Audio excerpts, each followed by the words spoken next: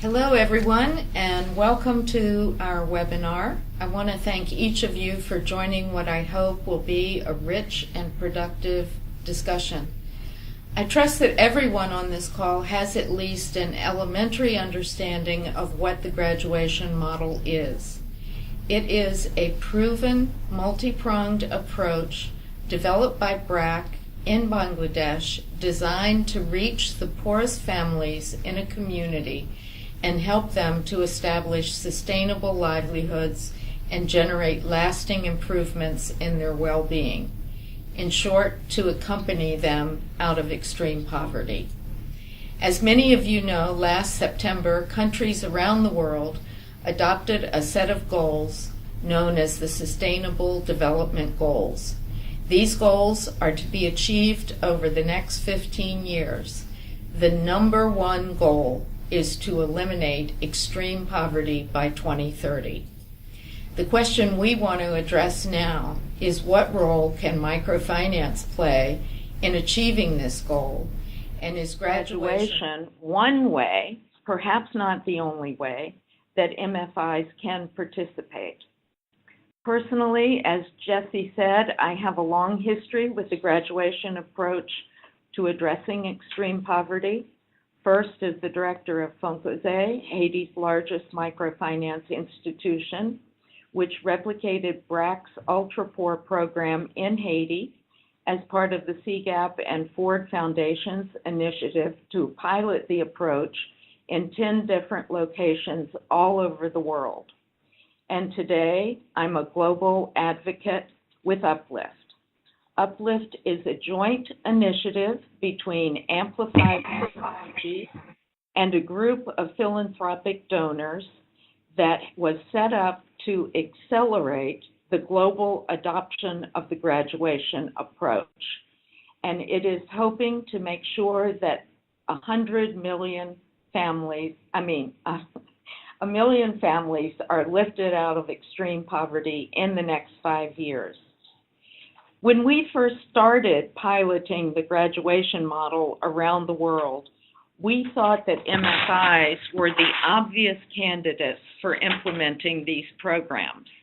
The poorest clients, those that were slipping through the cracks of the MFIs, would begin in a program specifically designed for them, but would then graduate into a microcredit program. While they would need intensive support for 18 to 24 months, once they graduated, they would go on to live lives without further subsidy. It was assumed that many more MFIs would follow in the footsteps of BRAC, Bandhan, and Foncosé. But we've discovered that that's not necessarily been true. Many MFIs, which brings with it the necessity of complying with complicated regulations, especially interest rate caps. Investors have expected higher and higher returns, and these pressures to move upmarket have been enormous. Moreover, technology has been expanding so rapidly that the costs of staying current have been colossal. Reaching the very poor has been difficult enough in this environment, so that many MFIs have shied away from even trying to serve the ultra poor. So the principal question to be addressed is, are there still MFIs out there who would like to address the needs of the extremely poor? And if so, is graduation a viable way to do that? We have 3 institutions well known for their microfinance activities with us today. BRAC, the original designer of the graduation approach, Bandhan, and Opportunity International. Let's start with Rachel Prefke from BRAC. She's a senior research associate with BRAC's International Research and Evaluation Cell. She's based in Uganda, and she primarily develops and analyzes evaluations on livelihoods programming, especially graduation programming, for BRAC's East Africa operations and external organizations like Village Enterprise. She also provides technical assistance on best practices in graduation to interested NGOs, governments, and donors. Let me start, Rachel, with you. Can you briefly describe the components of the graduation approach and why BRAC initiated it originally? We're going to bring up one slide for you to use in discussing this. Morning, good afternoon, and good night to everybody on the line. I would love to start with that question. Basically, BRAC has always started as a microfinance institution that's been very pro-poor. So when we were looking at who our clients were in Bangladesh, we found that there was a subset of people that were just too poor to absorb our typical standard BRAC loan, that were missing out on our programming, and that if we were really going to be pro-poor, we had to think of a different way to approach reaching them. And that's how we came up with the graduation model, which is a sequenced set of interventions that come together to make a comprehensive package. And you'll see it displayed on your screen. The idea is to both promote increases in physical and social capital of the ultra-poor. And what you can see is that it's driven by an asset transfer, which has a number of wraparound services provided to maximize the asset transfer and also promote social capital growth as well. And I think, since most of us are probably familiar with the graduation model, I'll just talk really quickly about the thing that we find to have the most correspondence with this discussion of why did we start the graduation program, which is how do we target, how do we select who our client is, which for us is the first step and the most important component. In order to make sure that we identify who the poorest of the poor are, we have a multi-stage process. It starts with participatory wealth ranking at the community level in order to ascertain who are the members in the community who are the most poor based on locally relevant indicators. And by doing this step, we're targeting the community as a whole and making them all partners in this change. And then we move from there into some validation exercises at the household level to ensure that what comes out of that does actually capture the poorest of the poor. In Bangladesh, our core model relies on some inclusion criteria, which are how we assess whether a household is really the poorest of the poor.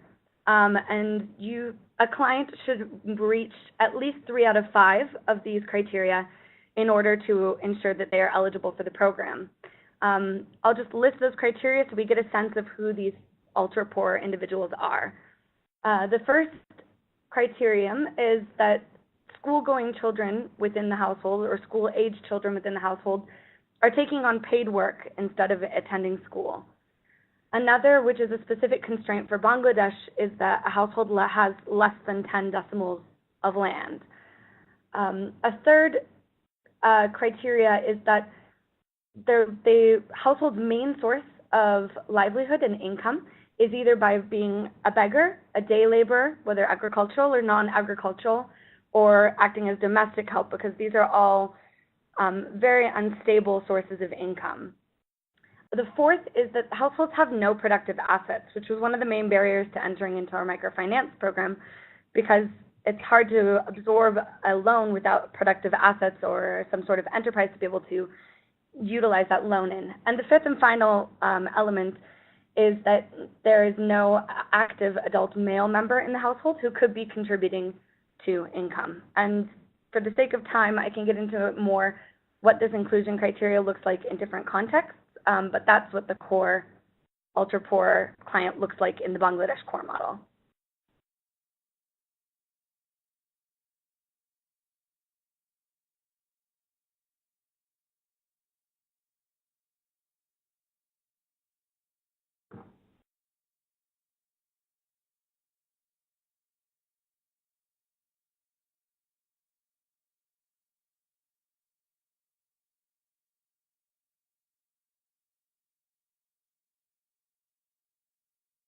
I'm sorry, I forgot to unmute myself. Thank you, Rachel, for your response.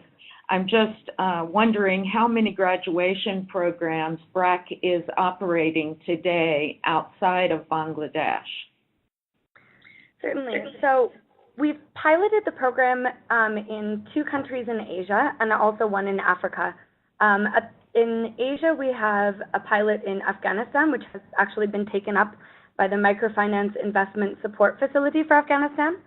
And our pilot in Pakistan, a version of it has actually been scaled by the Pakistan Alleviation Fund.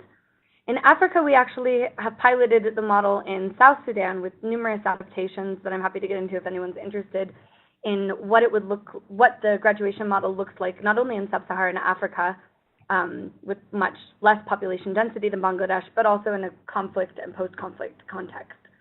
At the moment, we're looking into adaptations for both Uganda and Tanzania. And in addition to that, we have technical advisory service spanning across the globe. Great. And do you have any kind of an estimate on how many of the graduated members in Bangladesh actually do go on to take out a loan from BRAC? Yes. So to begin with, BRAC Microfinance, we envision microfinance as more than just lending, and we see the savings component as being very significant. So for our borrowers, for our clients who have received the fully granted model, about 70 to 80% of them continue to save regularly with us, and that's just across the board. For the first year, about 30 to 40% of graduates end up borrowing a loan, but that uptick actually happens quite quickly after others in the community see those who have taken up a loan utilizing it. And so at the end of the second year, we see about 60% uptake, and in the first 3 years, we see between 70 and 80% uptake. And in comparison to our other clients, our other borrowers that are non-BRAC graduation beneficiaries, we actually see better repayment discipline based on overdue and outstanding loans, though with the caveat that the loan size is smaller there. And in terms of savings consistency, we actually see that it's similar to those who have never been in the graduation program. Great. Thank you so much. I'm going to move on now to Debasish Ray Chaudhry, and he is working with Bandhan. He's been there for the last 5 years, and he oversees the development operations of Bandhan. I know that most of you have heard of Bandhan. It started about 16 years back with microfinance services to the poor, and it actually became the largest MFI in India. Today, it has emerged as the newest bank in India, and in a short span of 7 to 8 months has created a customer base of 8 million clients. It is continuing to keep its focus on low-income families. However, its commitment to the services of the poor has continued through a not-for-profit organization that it formed called Bandhan Konagar, and its flagship program remains the Targeting the Hardcore Poor program, which is their graduation program. I believe, Debasish, maybe you can tell me, but I believe you've had over 1 million people who have now, or 1 million families who have now gone through your graduation program. Is that correct? Don't forget to unmute yourself, as I did.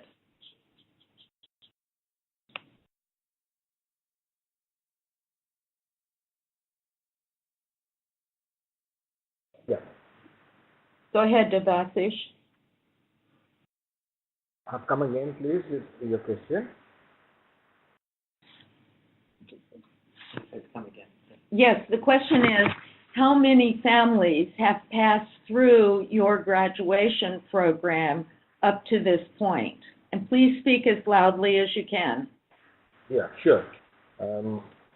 We are working with this program for about 9 years now, and we started with the pilot 9 years back with 300 families only, And today we have been able to cover 45,334 ultra poor families in our graduation program.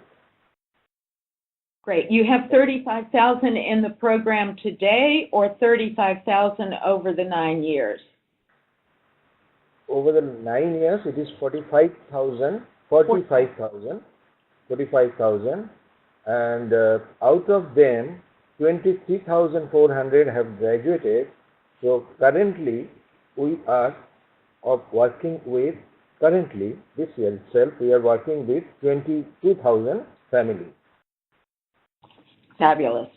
Okay, can you give us an idea of how much your program costs per graduate over the course of the full 24 months? As I understand it, your program is a 24-month program, and how much does it cost per participant? It is little over $300. It is between $300 and $350 per family, that is per participant of the program. In Indian currency, it is like 22,000 rupees, but depending on the fluctuation of US currency, I am saying it is between 300 and 350 USD. That's great. I'd like to just say here that the price of this program does vary substantially from one country to another. 300 is really at the lower end of the range. It can go up to as much as $1,500, $1,600, or even $1,700 per family.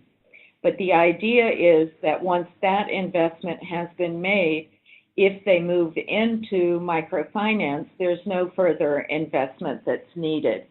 So how does Bandhan finance your graduation program? Are you financing it from your profits or from donor funding, or how exactly? Both, actually.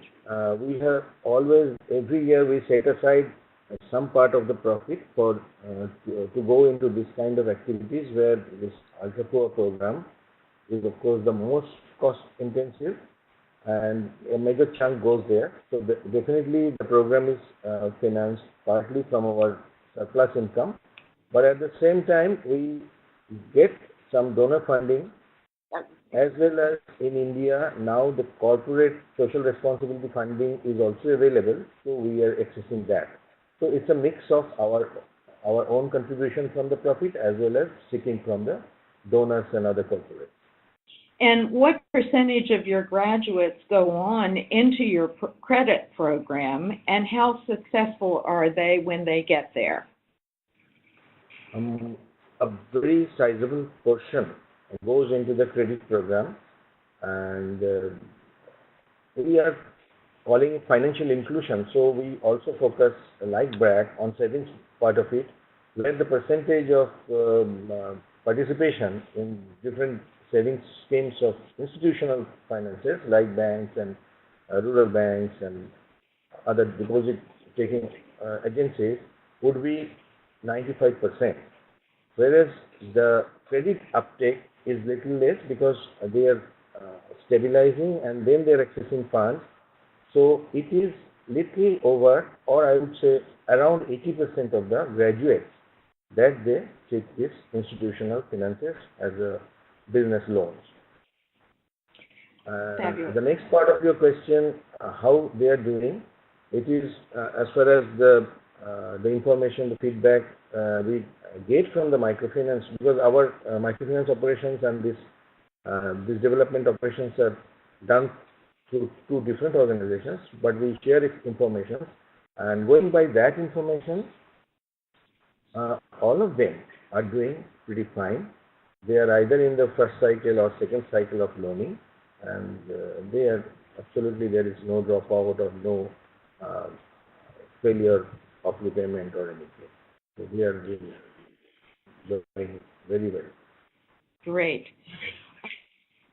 Please, people who are listening, please don't hesitate to send in your questions. We're waiting for questions to come in, and I will try to ask people those questions as soon as I start getting a supply of them. Okay, Debasish, I have another question. You're now a bank. I mean, Bandhan is now a bank, one of the first under this new category of bank in India. Has this set up any tendency for the institution to feel it needs to move up market, and plus becoming regulated is a whole new thing? Tell us a little bit about some of the challenges that you've had to meet with at Bandhan in order to keep your focus on the extremely poor at the same time that you're complying with the regulatory requirements of a bank.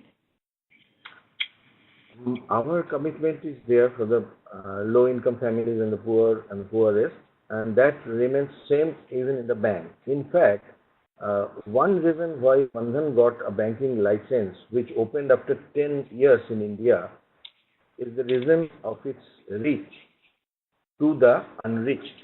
So that actually worked in favor of us, that we are operating in so many unbanked areas and so many rural and semi-urban areas where it is predominantly poor community are there.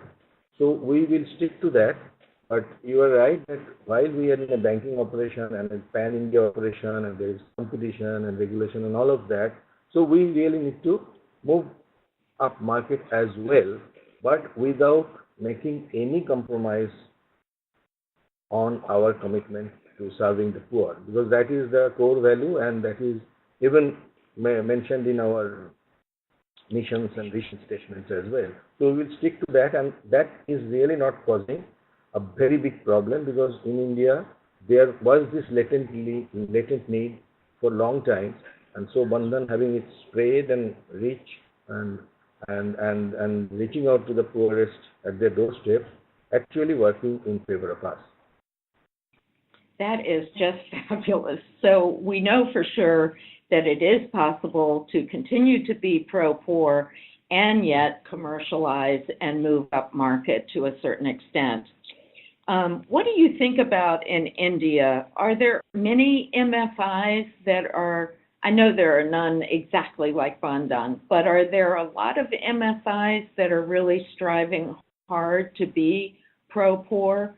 And do you think there is more interest in India for the graduation type program of reaching the extremely poor?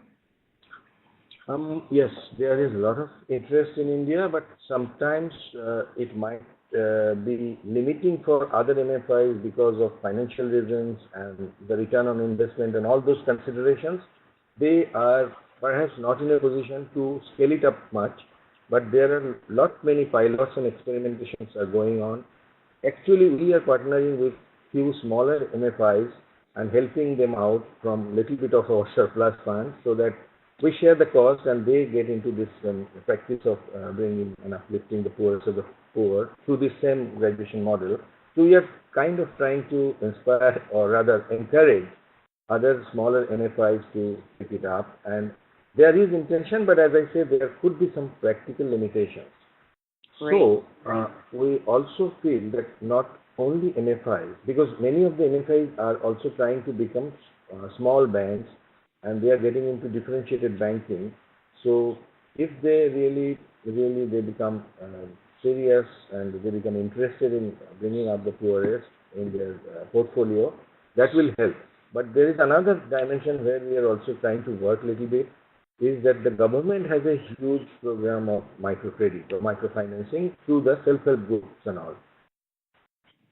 And we have a national rural livelihood mission program where we find there is a straight linkage, because these women, when they graduate, they can also get into that government system of financing them for their business and business enterprises and income generating activities.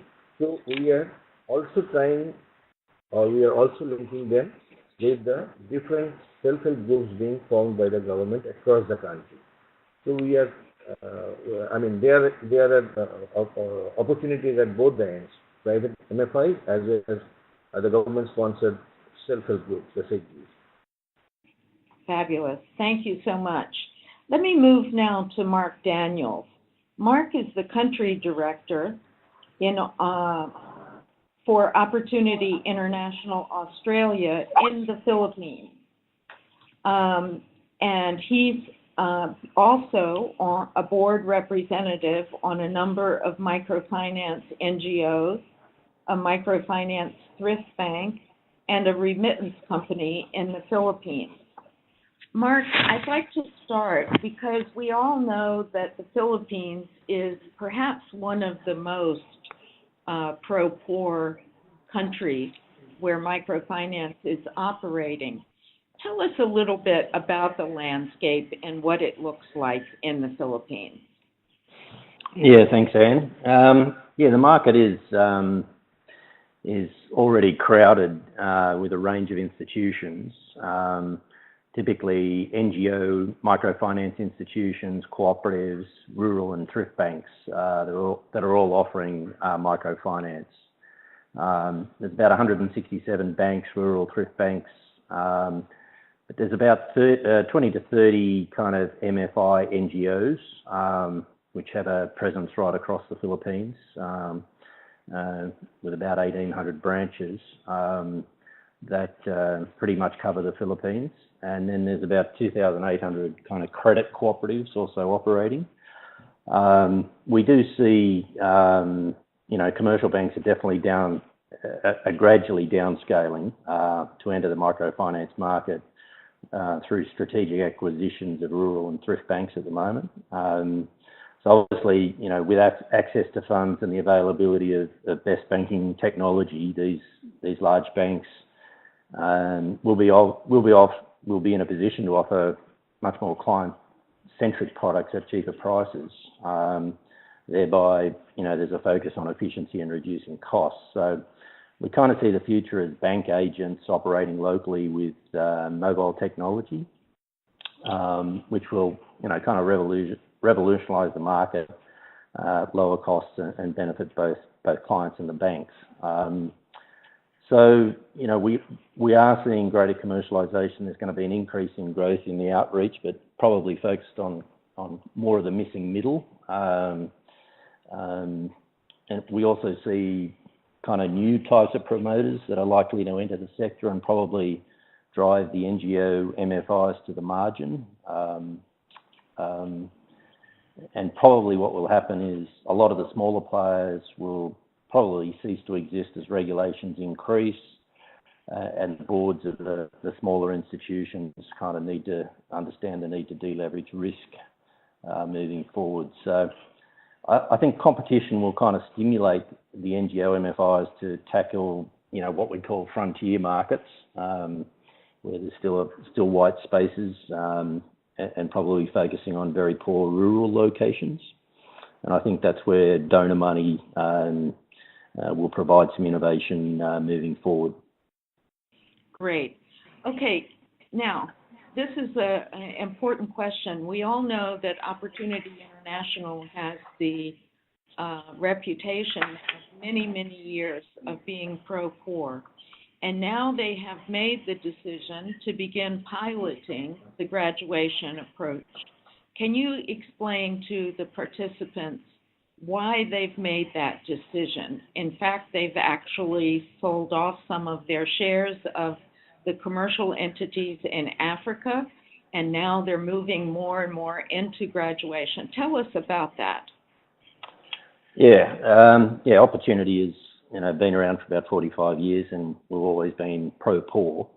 Now, our aim is to provide underserved clients with affordable, flexible, timely, and socially focused services that increase household sustainability and build resilience for the poor.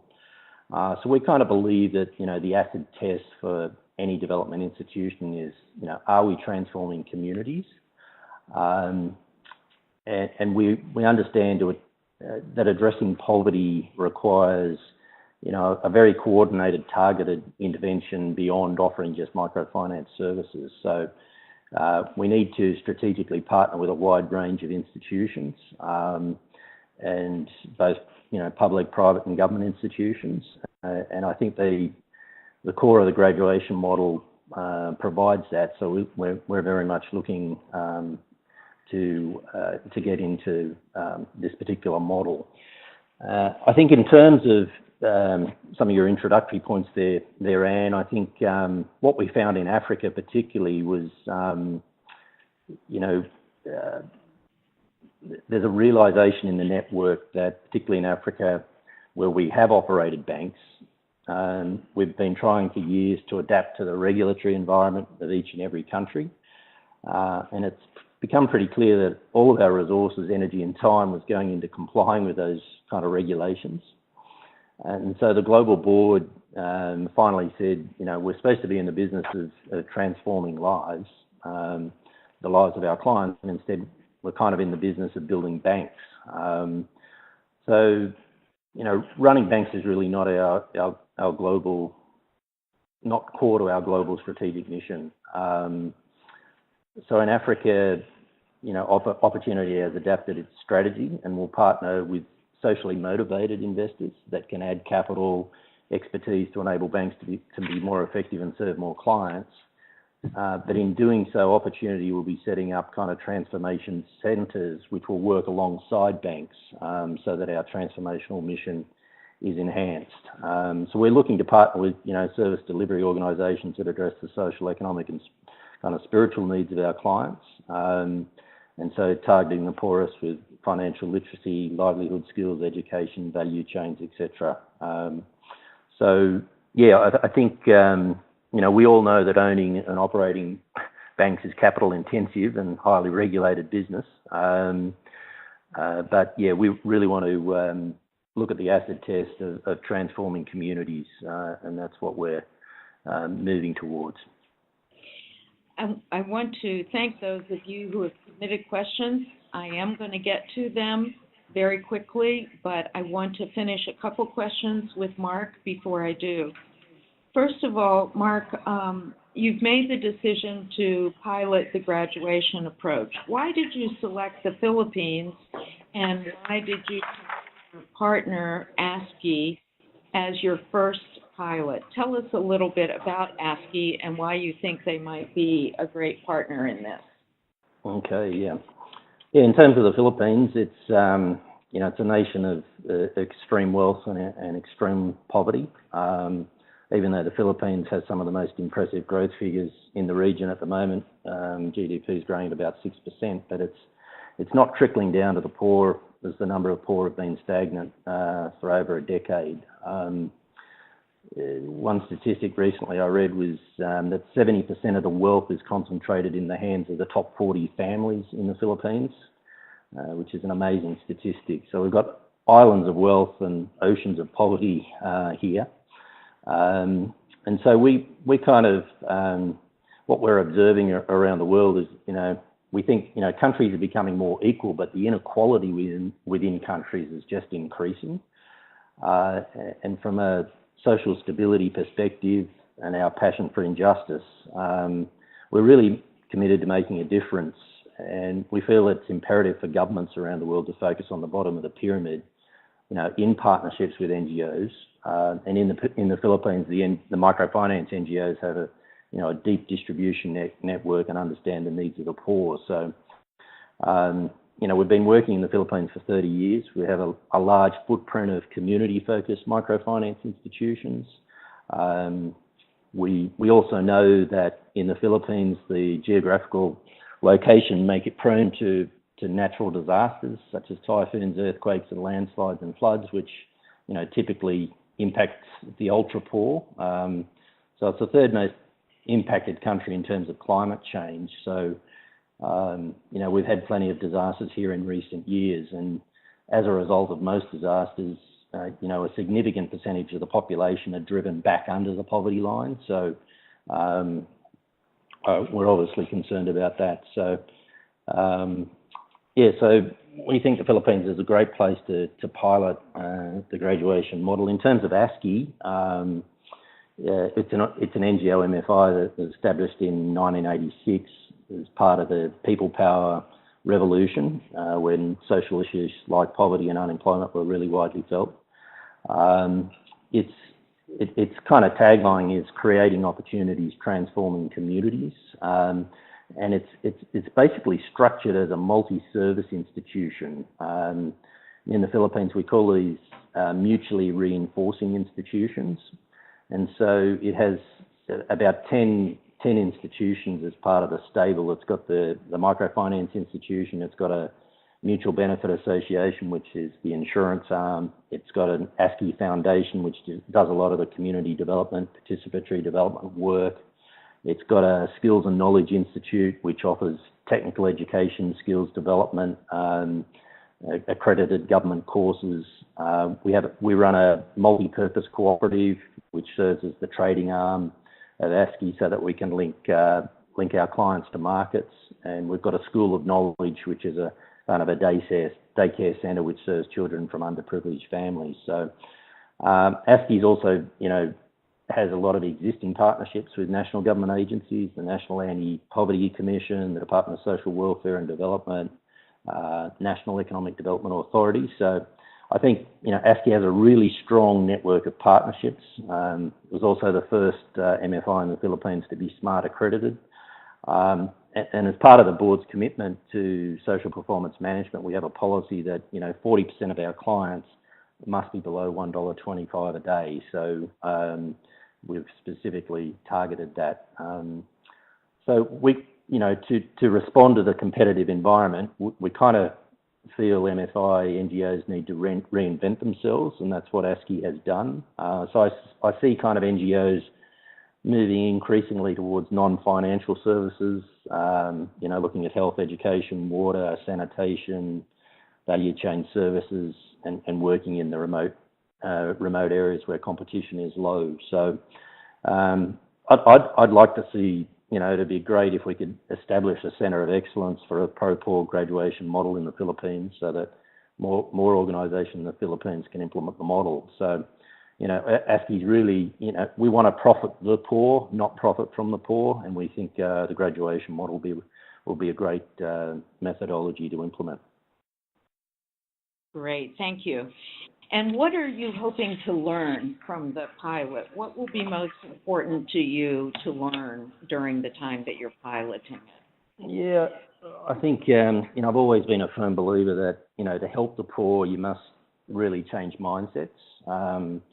You've really, you've got to move from day-to-day survival to a longer-term vision so that the poor can make economic choices for the future. And I think what particularly is attractive about the graduation model and what I want to learn is the sequencing approach, as was described earlier, and also the importance of social capital, which I think is, very much underrated in microfinance, but we really see that as an important way to move forward so that the poor have an ability to bounce back and ultimately participate in, market activities and get off welfare. So, so I think, the social capital, reduces the probability of being poor. So we want to really focus on those areas.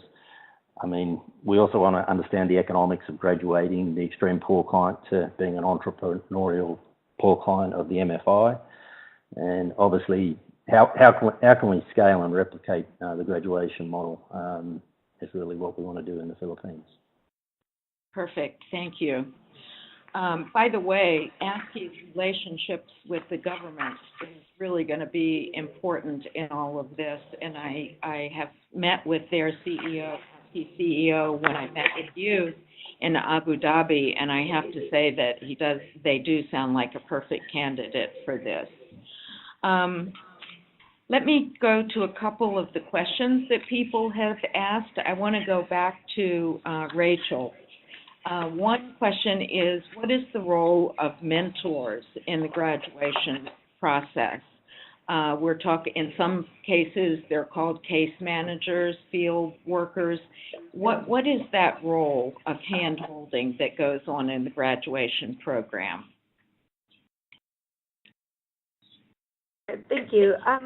So in terms of how we envision our mentors, They're kind of the linchpin of the process for us, and what we see as the X factor to making all of these other functions work. It explains also the length of the program as well. For us, it's the mentor is the locus through which we reinforce the training that we have around the asset transfer, also where we make sure we're continually over the life of the asset transfer, and sometimes that can be taken quite literally where it is a goat or sorry, I got muted for a second, where we're looking over the life of the asset transfer and the enterprise that's developed around it.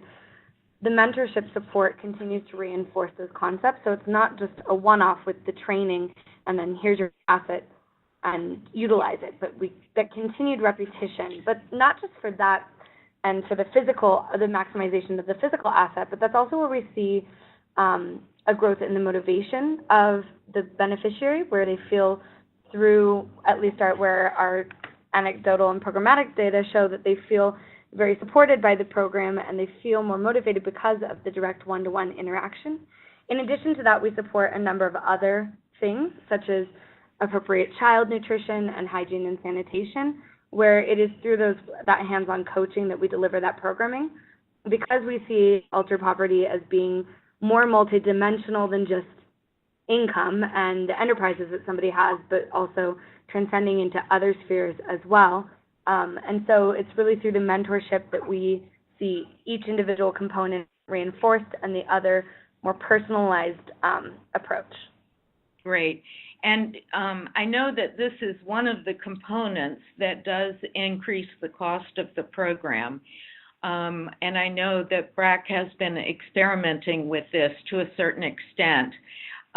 What is your research showing to this point about how frequently this kind of visit by the field worker mentor, how often does that need to occur, and how much of it can perhaps be done through eventually cell phones and other kinds of means of communication with the clients? Right. So we don't have a ton of RCT impact evidence around this question yet. Our core programming has weekly household visits and then monthly group visits. One of the things that we're trying to do as we look at the model in Tanzania is ask actually directly these questions around efficiency and costing so that we can look at the scalability of the model. And so one of the things that we're looking at is comparing the core programming with the weekly visits with a less cost-intensive model, which would involve more a monthly home visit and then a monthly group visit as well. And so we'll be comparing those two to each other and seeing whether we lose any of the rich impact when we reduce the coaching. In terms of technology, it's something that we're interested in and excited about, but we don't have a lot of evidence around it yet, and I think a lot of it will depend on the literacy and how we take into account considerations of the vast illiteracy of the majority of our TUP beneficiaries, and how we make inroads into looking at other ways that we can digitize this coaching without making it inaccessible to people. Great. Okay, thank you so much for that. One other question for you. One person has asked, when you look at Uganda, South Sudan, and Tanzania, have you made specific adjustments to the targeting in the graduation model? And if so, what are those? Sure. We have made some adjustments or are planning to make some adjustments in the cases where we haven't actually rolled out the programming. And in the 3 countries, it's operated a little bit differently, and so I'll speak to each of those, starting with South Sudan, because that's where we've actually conducted it. And I will start with the caveat that we always employ a multi-stage approach that involves some sort of community participation that includes a wealth ranking with a poverty scorecard or other validation measures. But in South Sudan, one of the challenges we had was that there's been a lot of displacement. So when you go into a community and you do a participatory wealth ranking, there's been a lot of out-migration and immigration. The wealth of community knowledge isn't the same as it is in a place as, say, Bangladesh, where communities have been much more stable. So we added an additional component to the end of the process, after the participatory wealth ranking, after the household validation, where we trained community organizers to go back to the households and then look at certain household elements and give a subjective wealth ranking of their own, which we took into consideration. And these people were much more heavily trained than our average participant in a wealth ranking exercise. And then to speak to the case of Tanzania and what we're planning, we're trying to look more at, I think when the question becomes more around whether MFIs are the appropriate locus to deliver all of this implementation, we're looking more at partnering with the government. And so actually it would be adding a step to the beginning of the process, which would be looking at the government social protection programming under TASIF, who's already compiled lists and databases of the people that they seek to reach. And then we wouldn't just take those lists as truth, but to look more deeply at targeting from within those efforts, because we wouldn't want to replicate those efforts and make the program more costly, but looking at how do we examine within those databases who are the people that are the most poor, by then adding our layers of targeting on top of that. To speak briefly to Uganda, and then I'll turn it over to other people, of course. In Uganda, we've thought a lot more around, and in all cases, but Uganda highlights it, what the inclusion criteria of the program are and how those are different in different contexts. For example, in Uganda, we have an inclusion criteria around the number of households in the children, because a number of children in the household, because that's an expression of how much an income has to stretch. Bangladesh, we already see smaller families, so it's enough to look at just what the income source is, whereas in Uganda, it's important for us to also understand as well exactly how many dependents is this income stretching to cover. Great. Okay. Thank you for that. Okay, I do have some more questions. I did want to make sure that everyone understands that this webinar is scheduled to go for an hour and a half. So we won't be cutting off at 11, or in the next 10 minutes, but we will be staying on because I think there will be many more questions coming up. I want to turn now to Allison Duncan. Allison is an industry leader and advisor to global change makers on philanthropy, impact investing, and social entrepreneurship. Her passion is all about modernizing philanthropy to make a difference on the world's most urgent challenges. Because of this passion, she launched Amplifier Strategies in 2007 to build and scale mission-driven programs. Since she launched it in 2007, she's activated more than $500 million to launch new ventures, cutting-edge solutions. Some of her clients include the Bill and Melinda Gates Foundation, the Arrow Foundation, Skoll Foundation, Nature Conservancy. It's Amplifier and some of their philanthropy clients who created Uplift out because after they visited Bandhan in India the first time, they fell in love with this graduation approach. And so now Uplift is dedicated to try to bring in those philanthropic donors to understand just how much they can be part of this goal of eliminating extreme poverty. So, Allison, how would you evaluate what you've been hearing today? Do you think microfinance can be a leader in the implementation of the graduation model around the world? Thank you, Anne. Well, absolutely. I think that is actually, microfinance's role in the graduation approach is what pulled us and our partners into being interested in this program. So as you mentioned, we were introduced to the graduation approach through BRAC and BRAC USA, and were facilitated to visit Bandan for the first time to see the program in action. And what we saw was not only an incredibly well executed program, but we were able to witness firsthand the transformation that takes place in the lives of the participants over such a short period of time. So the way our visit was structured is that we were able to see in the beginning new participants who are being invited or brought into the program, and the conditions and state of their family situation and their life and vulnerabilities, and then visit other families who were at different stages, in particular had graduated or graduated 2 or 3 years out. And that transformation at the family level and for the human experience was so profound. And then we saw the evidence coming out from the pilots. And I think one of the things that you mentioned in your opening comments is, as we looked at the evidence and as we looked at the track record, microfinance organizations were the ones that seemed to be performing at lower cost, higher rates of graduation, and were scaling faster. And so this gave us a beginning notion that microfinance would be a fantastic, as an industry, would be a fantastic market or partner for accelerating the adoption of graduation.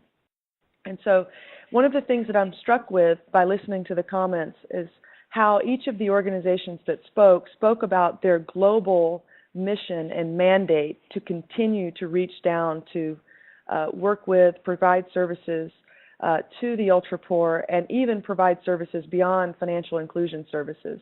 So, a theme that I just, heard and was picking up on is how that beyond financial inclusion services, and to look at the conditions of families and communities of the very poorest as a mission statement, seems to be driving these organizations to adapt and innovate and bring this closer. So I am inspired by it, but I'm also curious about, as Devanshish mentioned, really learning specifically the practical limitations of adoption. I'm also struck by a common comment that was made around the importance of partnerships and MFIs being able to partner with organizations that provide non-financial services. And so I think that's an area where we can learn more about how Uplift can structure its strategy to support MFIs. Great. So tell me a little bit, when you say you want to support MFIs, what is Uplift's strategy, and what kind of support are you hoping to be able to provide to MFIs that are interested in graduation? Yes. So Uplift's strategy is to accelerate the adoption of the graduation approach where it's most relevant and can most quickly reach the next 1 million families.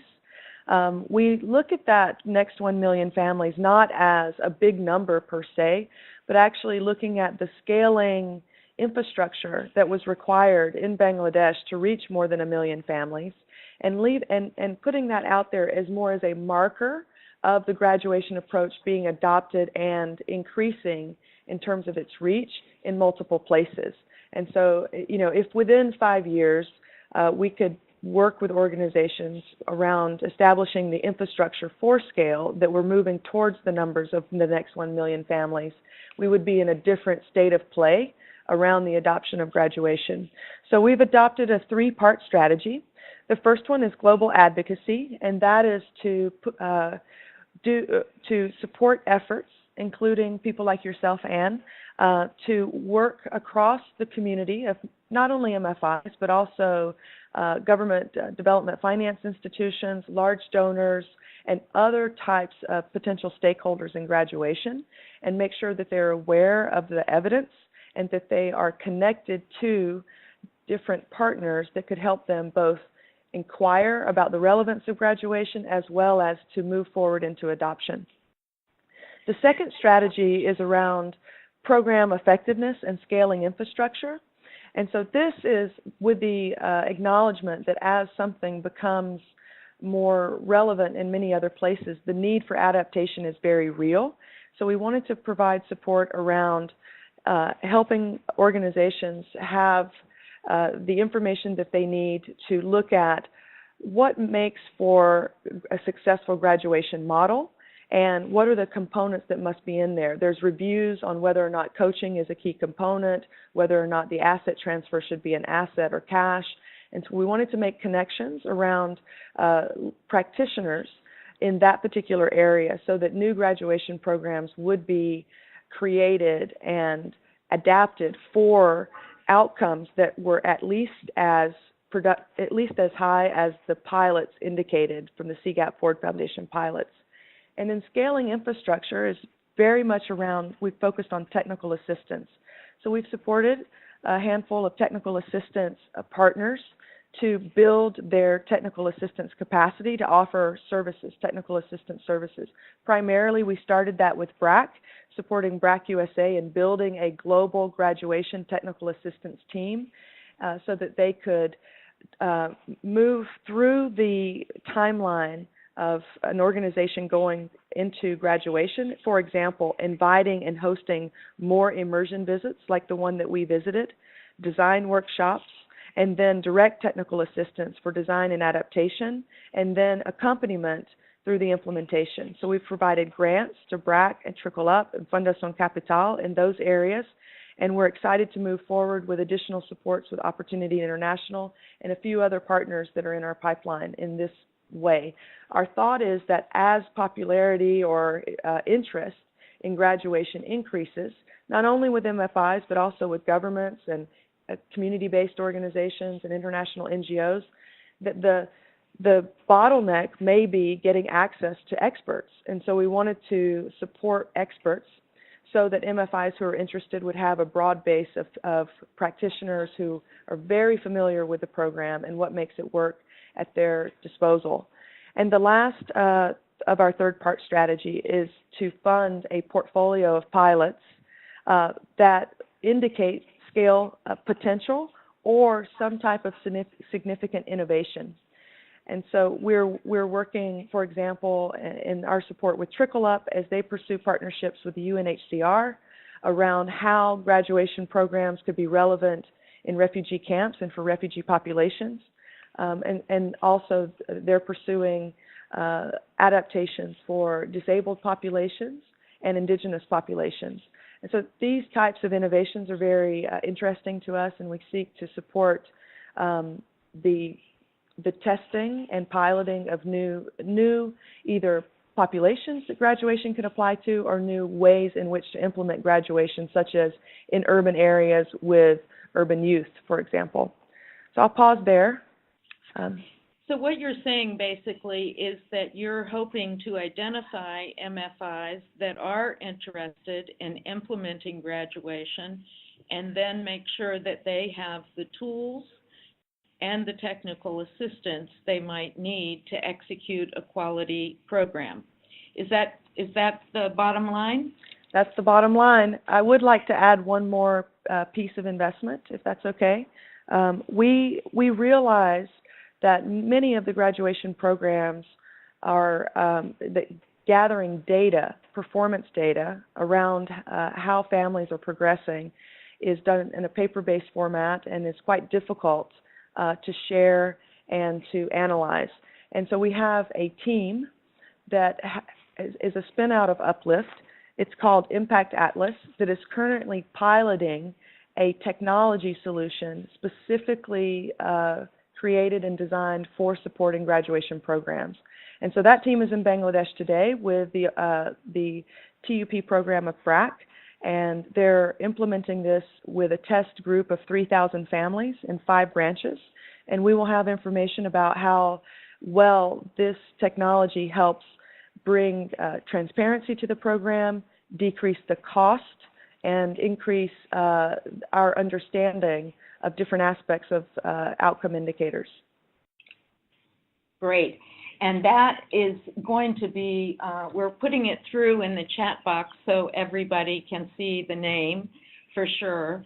And that is going to be useful. You're going to make it multilingual, right? So it can be used in multiple countries, and you will adapt it to the specific forms of graduation programming that are going on. Is that the idea? That's correct. In fact, that's where the major investment in the technology has been, is making the technology adaptable so that each graduation implementation could have the workflows that the case managers are utilizing, training information, but also unique indicators for measurement that are relevant to that particular implementation. And so that is all customizable, and it is also local language, has local language potential. So the staff in Bangladesh are implementing and using Impact Atlas in Bengali. Great. Perfect. Now, I wanted to ask you one other thing. Suppose we have on the line here a lot of MFIs that are, in fact, interested in the services that you might be able to provide. What should they do? Should we put through the website, or what can we give them as information for how to get in touch? Absolutely. So I think there are a couple of different ways that getting in touch with us could work. First, go to the website, contact us at joinuplift.org. You can also contact you, Ann, I hope, Ann at Ann Hastings, Ann.Hastings at joinuplift.org, or Nicole Manopel at joinuplift.org. What we would do is very quickly try to understand the type of services that are needed, and then refer the partner to one of our technical assistance partners, such as BRAC, Trickle Up, Fundación Capital, and others. So we would, one of the key roles that we would like to play is facilitation. And then also another way is just to ask to be on our mailing list for webinars like this, for distribution of new materials. BRAC, as many people may know, released a guide, an implementation guide around graduation called Propel. And so we will be building a network around the community of practice and disseminating information. So from a more passive perspective, if organizations would like to visit a graduation program, we will, over the next year, announce 3 dates where we'll be taking our donors and any other organizations that would like to visit other implementations. And BRAC is also creating other dates for immersion visits that are much more practitioner design, workshop oriented in terms of how they're structured. So we're here to help people find each other, and also to potentially sponsor some of the design work and immersion visits for organizations to get exposure to this model and help support technical assistance costs. Perfect. Thank you so much. I'm going to go back now to some of the other questions that have been coming in. So let me start with one more for you, Rachel. Let me find it again. Yes. No. Sub-Saharan Africa. Okay. Could you please speak to the practical limitations that BRAC has found in using the graduation model in Sub-Saharan Africa? And this is coming from Walt Colt. Perhaps you know him. Sure. So I guess some of the main challenges that we've been having, a lot of it revolves around the difference of taking the model from Bangladesh, which is a case of unique density, not only in terms of a densely populated country itself, but also density of BRAC programming, where we have a lot of existing programs that helped us roll out all the different components. So I guess, I'll touch on a trio of practical limitations we've had and how we've worked around them or with them. So one is around markets and around how we deal with the asset transfer component. A lot of times our markets are less developed than the markets that we've seen in Bangladesh, and are also much farther from the population. So we've been trying to do, always BRAC operates with a lot of intense and ongoing market assessment in order to think about what are the best enterprises to push through the asset transfer. But in addition to that, we've been thinking about new adaptations for particularly an African context with less developed markets, and are hoping very soon to pilot a model that will have much more of a value chains approach, where we provide both backward and forward linkages through entrepreneurs that are identified through in the community. And these are now not exactly the ultra-poor themselves, but key other market actors that can provide our beneficiaries with access to inputs and also access to aggregation for markets. And I think we think that this could be very helpful in ensuring the sustainability of the enterprises even after BRAC leaves. In addition to that, we have sometimes faced an issue where we operate in contexts where we don't have a lot of other existing programming. And so then it becomes important for us to identify what are some existing implementing partners who are doing good work in the space that we can coordinate with in order to deliver specific components, or what are existing government structures. I know a lot of times when we look at the healthcare component, which doesn't always get as much press, but is important to us because health shocks can really derail a beneficiary's climb out of poverty. We look at a lot of what's possible already through the government structures. In Tanzania, we have the community health fund where people can pay into it, and so including that in a permutation of our graduation programming. And then I guess the last one corresponds to a challenge around how to graduation into what, and typically, and in our model, this has been graduation into, our microfinance structures. But we operate sometimes in locations where we don't actually have access to microfinance structures. And South Sudan provides an example for this because we actually ended our microfinance provision in South Sudan. And we also provide technical assistance to countries that are interested in graduation, but that don't have as large a microfinance footprint, and where our microfinance doesn't operate. And in those cases, we often try to look for what is the best case scenario for how we can ensure that people are linked up to sustainable financial service provision.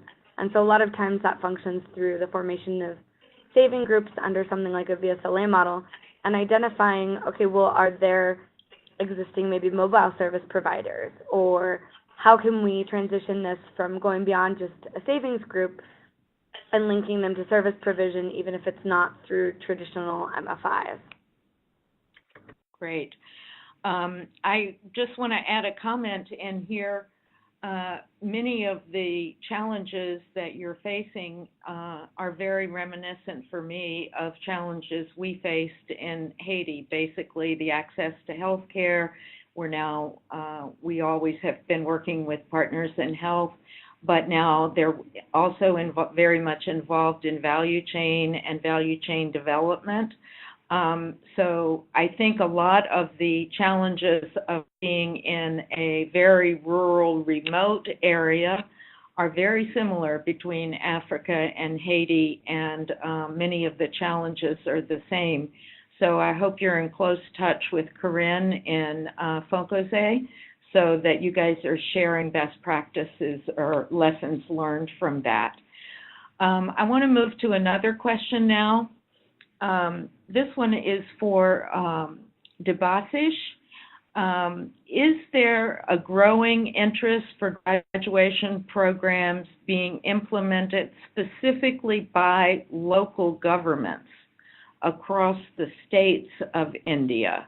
Can you respond to that? Yeah, sure. Thank you. Thank you very much.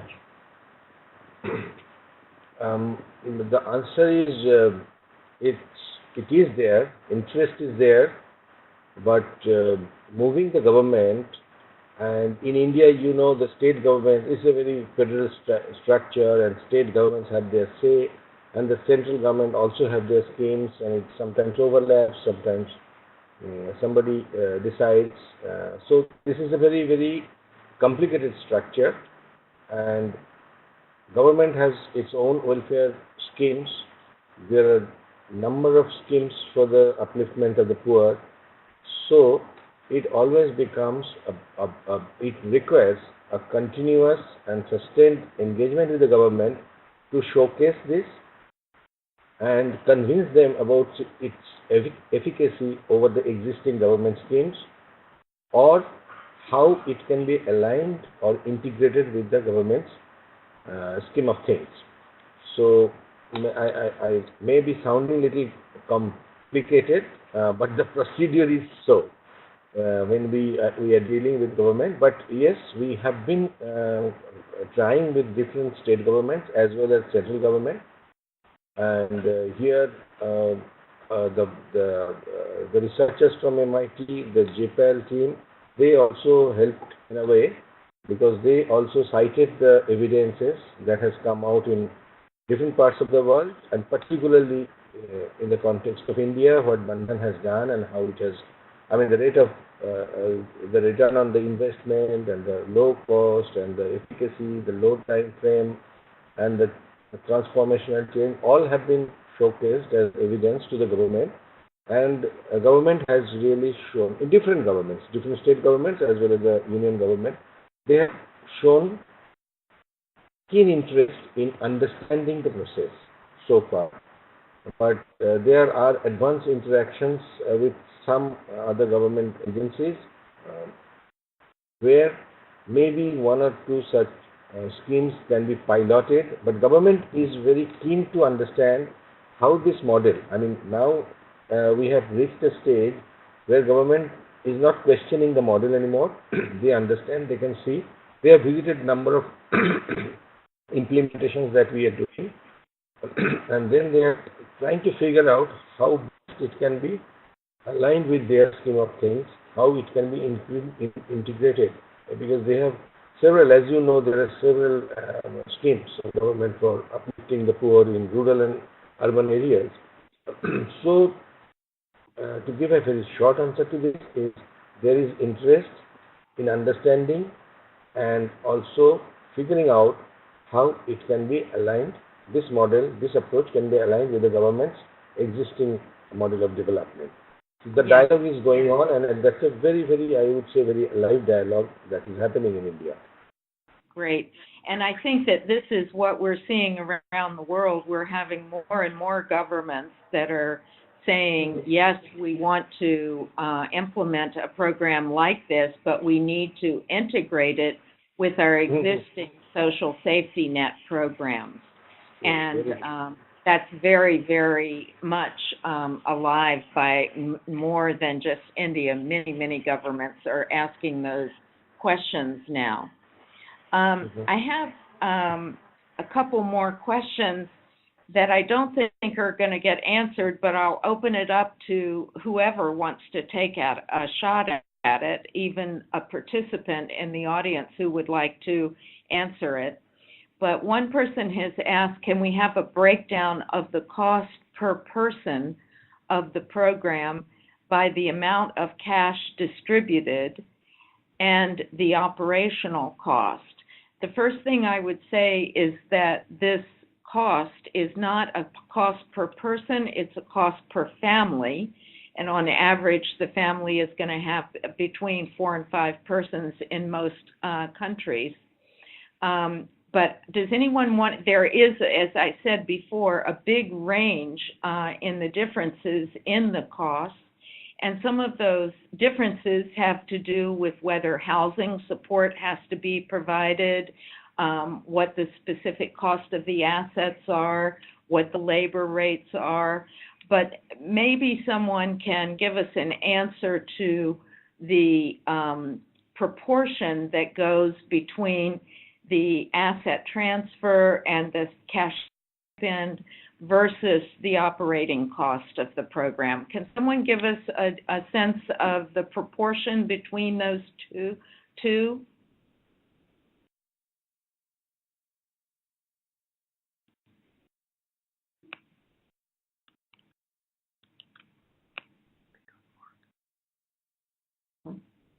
Nobody's saying anything. Everyone's on mute. I guess no one wants to answer.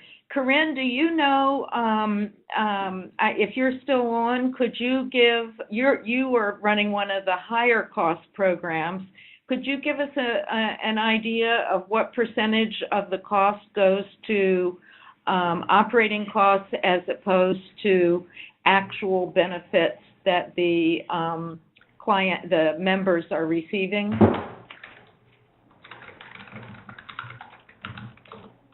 She's typing. You're unmuted if you want to speak. Okay. As far as we know, for our program here in Haiti, the cost per family is around $1,500 per family for the 21-month program. About a third of this is direct transfers, assets, home improvement, latrine buildings, water filters, so things that go directly to the participants in the program. Another third is staff costs and transport costs of staff who work directly with the program participants. So I can't call those operational costs because I think particularly in Haiti, the coaches and the weekly visits by the coaches to the beneficiaries is extremely important. And so to me, that is actually part of the direct transfers of things that directly benefit to the participants. And then we have another third of real administration costs and rent and offices and things like that. Perfect. Thank you so much. We also have on the line Aude de Montesquieu. I'm sorry, Aude. I've never learned to pronounce your last name. But Aude has been the one who has really been managing the global community of practice since we were doing the pilot so many years ago. So Aude, you are being unmuted, and we'll see whether you can add some insight to this.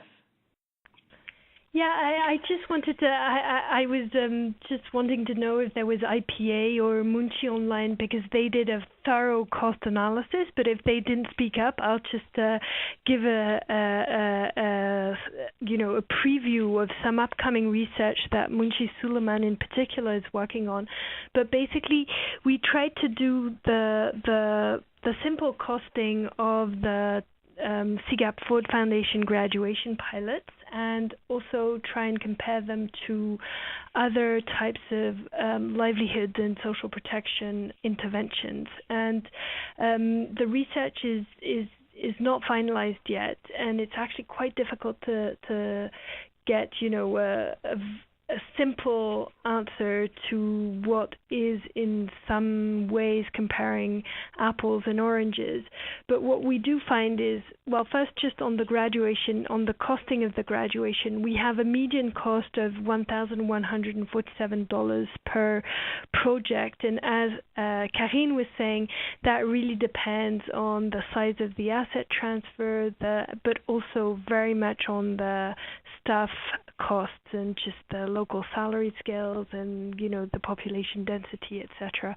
The lower costs are in our pilots were in South Asia, where programs cost as little as $370 for the duration of the program, and the higher end was in Latin America, and particularly in Peru, where the pilots were operating in the highlands, and so staff took a lot of time to visit each household.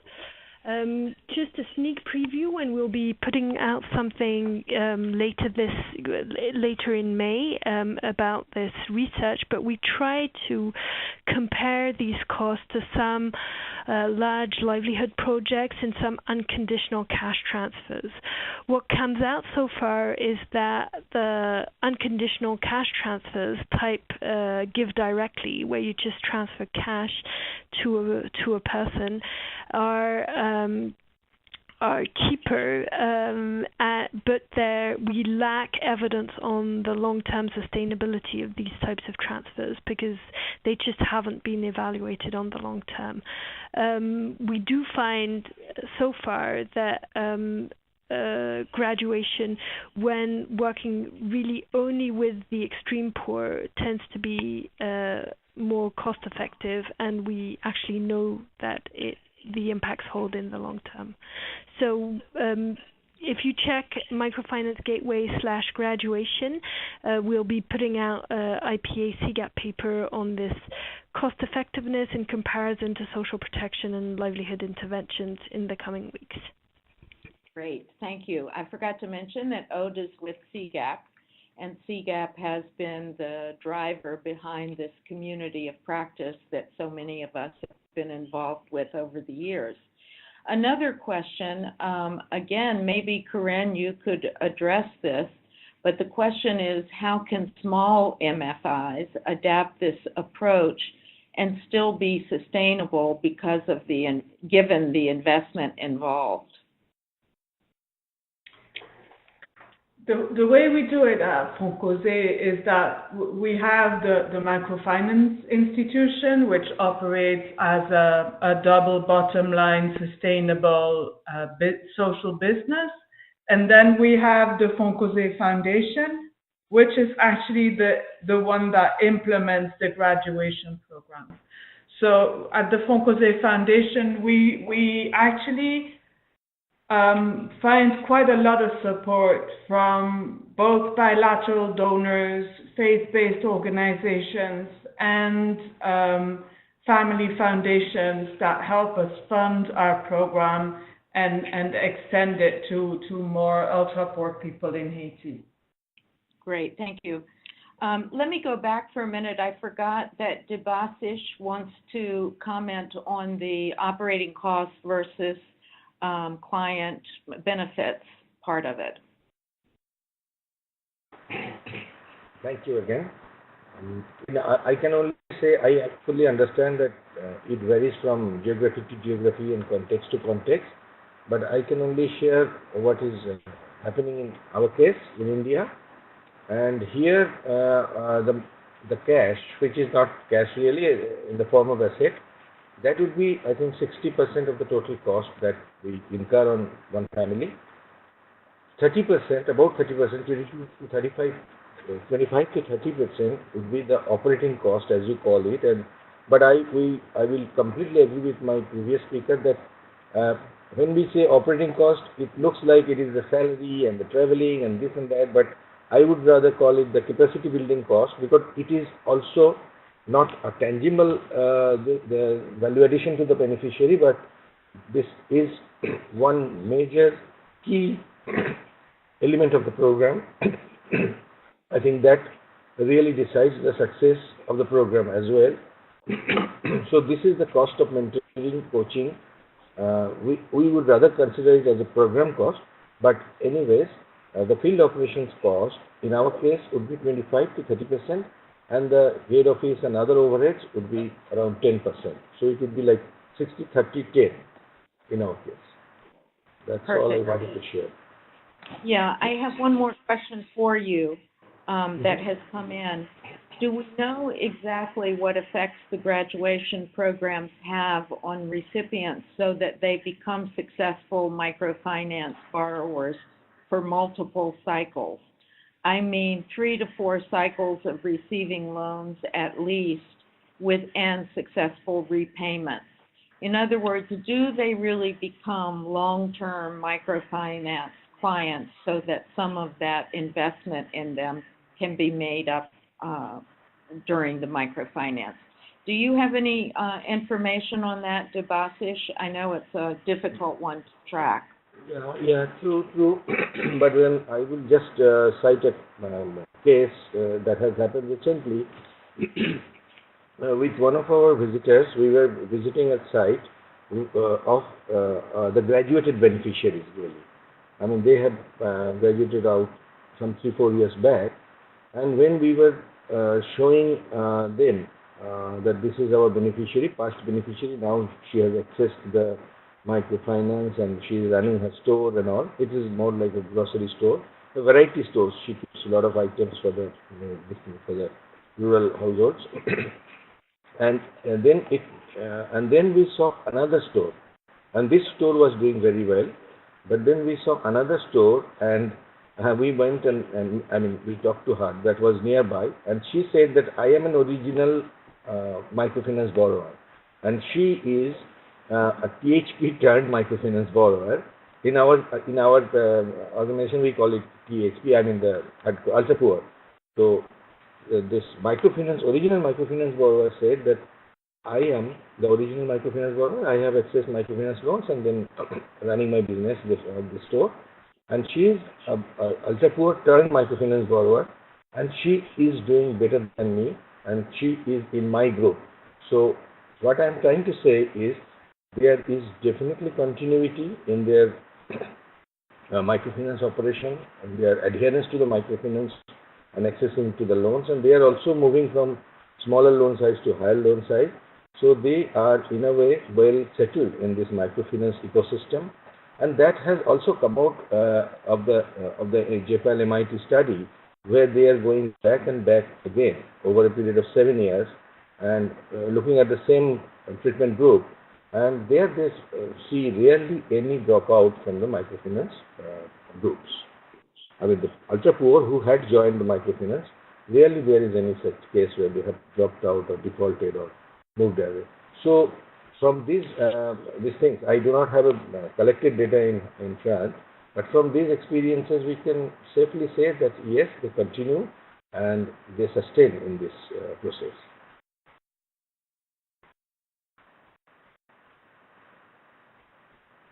Have I answered? Does it answer your question?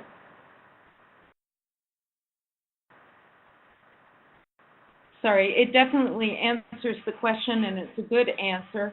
I just recently met with a woman in Haiti who was 3 or 4 years out from the program, and she had gone from the lowest size loan to the highest size loan, and she now has a home for her children in Port-au-Prince who are going to school. She has bought 2 pieces of land, and I know that in BRAC there's much research being done on people who have been out for 7 years or more, and they continue to grow their assets. They don't necessarily continue to take loans, and this woman in Haiti had told me that she was going to stop taking loans after the next one because she didn't really need them anymore.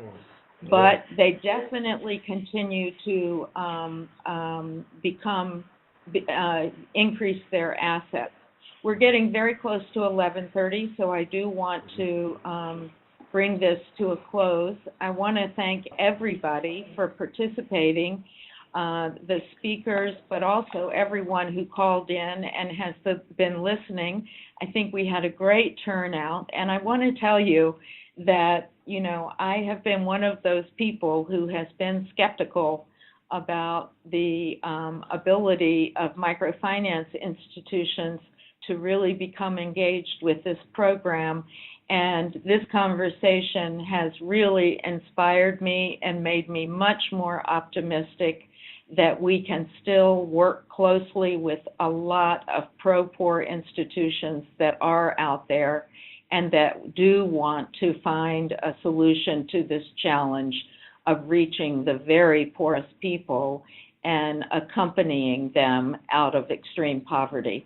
So thanks to all of you. We'll close now, and please don't hesitate to contact me or any of the other people that have been mentioned on the on this call. We are going to have a blog to come out in another day or 2 or 3, and when that comes out, we will also send out a notice to everyone who could be in Asia or South Asia who were not able to listen to this because they were asleep, and we will have the recording, so they will have a link to get in and listen to the recording if they're still interested. So look forward to the blog, and then secondly to the notification about the link to the recording. Thanks again so much to everyone, and I hope those of you who are about to go to bed enjoy a good night's sleep, and those of you who are about to start your workday have a great day at work. Thank you. Bye-bye.